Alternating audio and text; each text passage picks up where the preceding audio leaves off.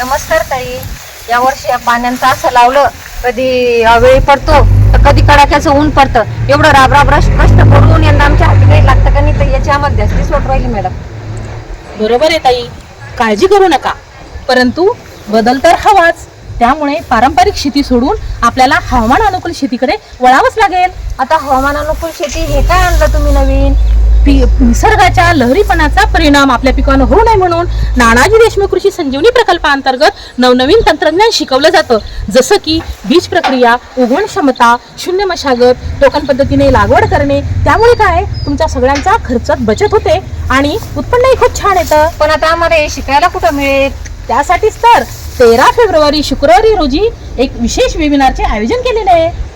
Madam, आम्हाला त्यात सामील कसं होता येईल मग? अगदी सोपं. प्रकल्पाच्या YouTube चॅनलला जॉईन व्हा किंवा तुमच्या गावातील कृषी कैशी संपर्क साधा, त्या तुम्हाला छान माहिती देतील. अरे वा, हे तर खूपच छान झालं. मी आजच तयारीला लागते आणि हवामानानुसार बदल घडवून आमचं हे सगळं शिवार आम्ही समृद्ध करतो. अगदी बरोबर, खूप छान. चला तर मग आपण सगळेजण 13 फेब्रुवारीला शुक्रवारी वेबिनारला सामील होऊया आणि आपल्या समृद्धीकडे वाटचाल करूया.